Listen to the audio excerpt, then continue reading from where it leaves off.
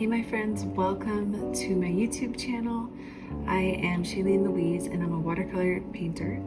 And today I'm going to be teaching you how to paint this fall inspired leaf. This is a Virginia creeper that was growing right here in our neighborhood. If you're interested in a fuller tutorial, I have one on Patreon where I do a full sketchbook spread with 5 other fall leaves. So you can find more information above or in the description below. Let's get started with this simple leaf watercolor tutorial. So I'll get started here by, let me pull this over here. I'll reference this shape. This is a Virginia creeper. It kind of looks like a maple leaf, but I would encourage you to use whatever leaves you have in your neighborhood. So I'll start by just kind of getting a rough sketch here. Doesn't need to be perfect.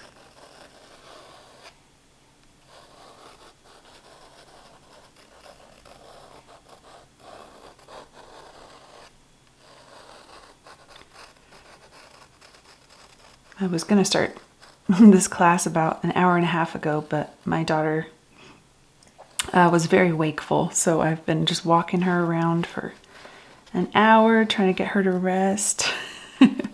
And she looks like she wants to wake back up, so we'll see how this goes.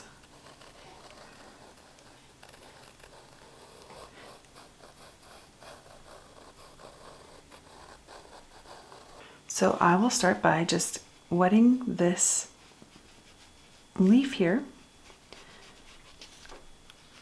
And my sketchbook, these pages, I don't think I mentioned it earlier, so this is cold press watercolor paper. And the sheet is about 6 by 8. It's about the size of my paper. I love drawing in a painting or drawing in a sketchbook. It's kind of just nice to have, you know, ideas in one place. I'm not thinking about trying to like create paintings to sell.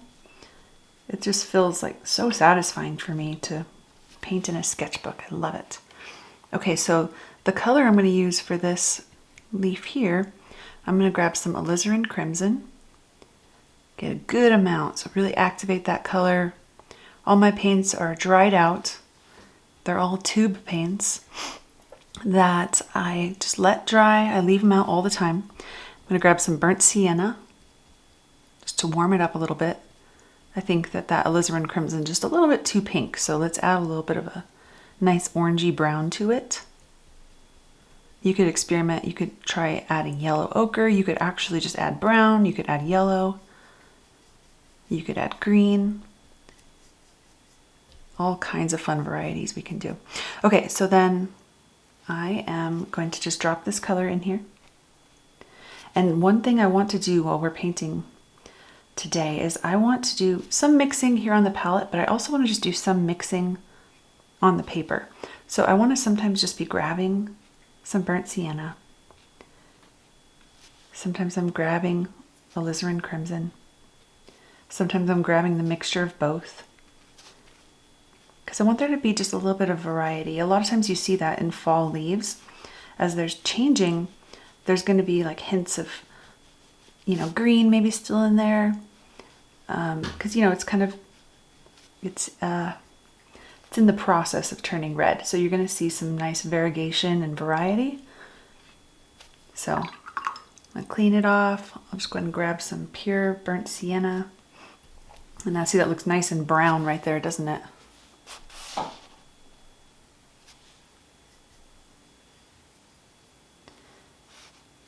Okay. Another fun thing I'm going to do here, watch this. I'm going to grab just a tiny bit of sap green, this beautiful earthy green shade, and I'm just going to drop it right there. Maybe this leaf still has just, it's holding on to a little bit of its green, just at the very tips there.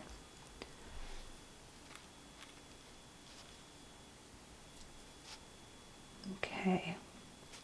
If this brush is a little bit large, just always be, you know, conscious of if it's looking like it's difficult to get into some of these little cracks, these little, you know, jagged corners, just switch to a smaller brush.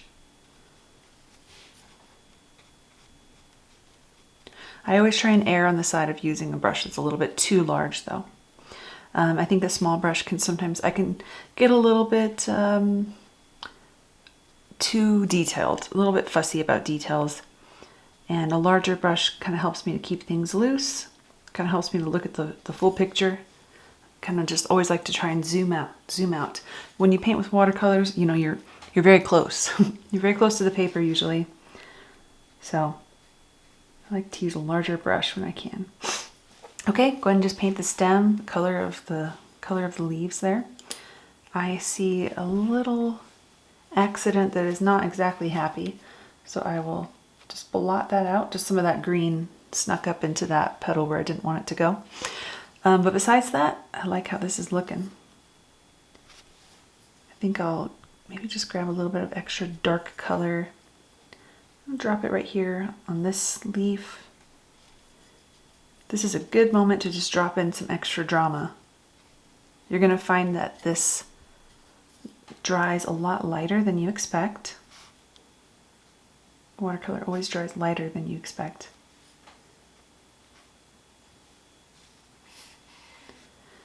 I'm going to just accentuate some of those little pointed edges though, those little, I think they call them teeth. Or maybe that's just me. I think I've heard them called teeth before, the serrated edge of these leaves here. Okay. All right, then we're gonna let that dry and we'll come back in a little bit and add some more detail to it. All right, so now I'm gonna come back and add some detail. So just using the same color that I painted these leaves, the alizarin crimson and burnt sienna, I'm just gonna add a few more details. Not a lot, still wet. That one's still a little bit wet, so I'm just gonna watch that.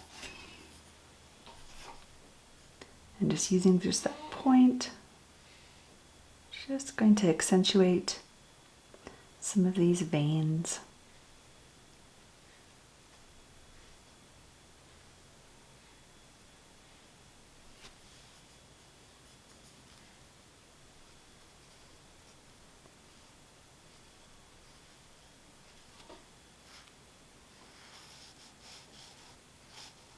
Kind of letting there be some lost and found edges. So I'm not trying to make this look perfect, just kind of adding it for the impression of it.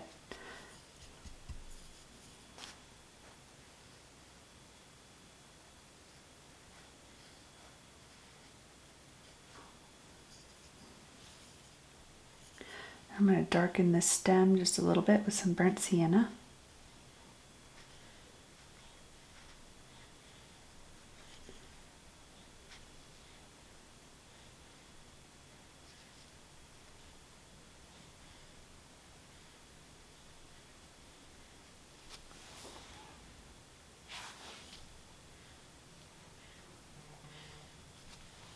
I'll go ahead and add a little bit more over here.